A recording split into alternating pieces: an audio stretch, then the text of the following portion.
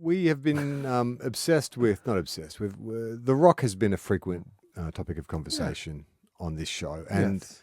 I believe that we were kind of ride or die for The Rock. We reveled in his popularity and his charm. Yeah. And then, like most of the general public, Yeah. we've gone a bit lukewarm on The Rock. Like, I think he was maybe a bit overexposed. And you and I suggested that maybe he needed to kind of go against the popular image of The Rock, maybe go back to being a heel in the wrestling or Yes. do an indie film. And he's done both those things. Yes. Hasn't But seemed in to... too calculated a way. Yes, in a way that was The too obvious problem for is- everyone. Because I think the thing with The Rock was not that he became oversaturated, honestly. I think he let us in too much to how much he wanted it.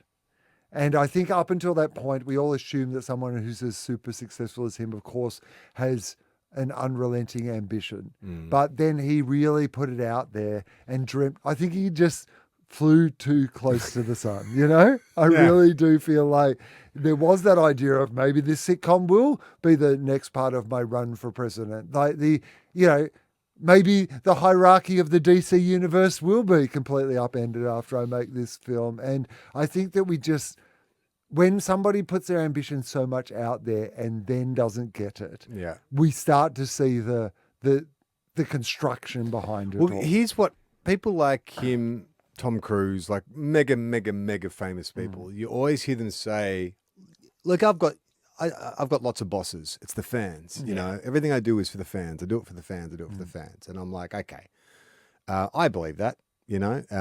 There's a financial imperative with that as well. Like, do something that's crowd pleasing, Fast and the Furious, you know, Jungle Cruise, whatever.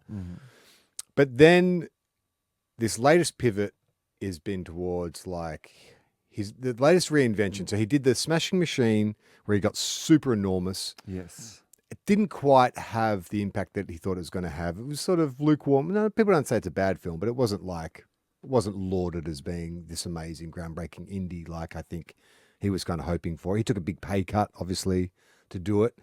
But in the wake of that film not doing so well, I noticed a very distinct PR change, which was he lost a bunch of weight because he got enormous, like distractingly big. He's always been a big guy, but distractingly big.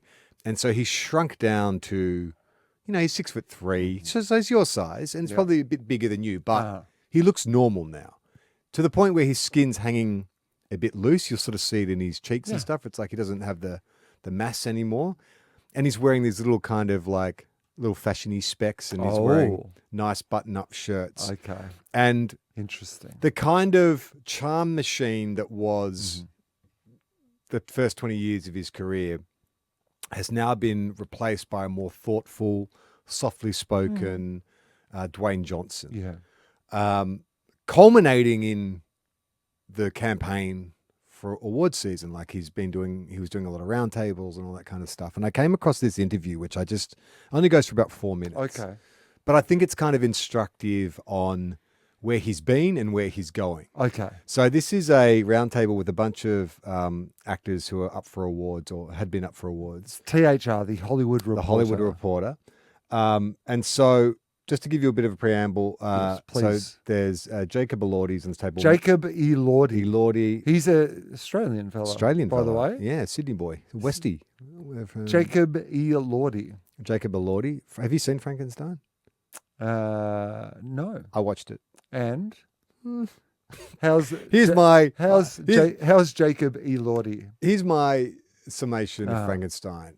Frankenstein starts with, these sailors finding Dr. Frankenstein in the snow. And he's like, I'm trying to find my creation. We've got to stop it before it kills more people. Oh, yeah. Okay. Listen, I have a story to tell. Oh. And so that's the first hour and a half of the film. Feels like and then the monster appears and you're like, all right, now it's going to kick off. And then the monster's like, now I have a story to tell. Oh. That's the next hour really? of the film. It's literally like they start with it's like, it's Dr. Frankenstein versus the creature. And then it's like, now we're going to sit down for 2 hours and just chat. We both have we have stories to now tell. We both have some stories to tell. It's fine. They have a round table. Frankenstein and Dr. Frankenstein is a round table. I mean, it is I think he does a fine job, but part of me, He is the monster. He's playing the monster. Yeah, but it's some of the acting. But who's the real monster? Yeah, Charlie? well, they don't. Who That is is the an- real monster? That is an Is interesting. it the man or is it the monster? That would be an interesting question to walk away from the film with. If the characters within the fucking movie don't bring it up like 3 or 4 Constantly times. just going, but I'm asking. Victor, you are the true You- monster. who is He is the- not the monster. You are sir, the are the monster. monster. Like, it happens like 4 times. in I'm a case monster. You are. I'm a monster and so is my wife. It's clearly been made for an audience in the Netflix era where they're Yes. like, someone might be looking at their phone Yeah. while they're watching this. So let's just declare loudly that maybe Victor is the true monster in this situation.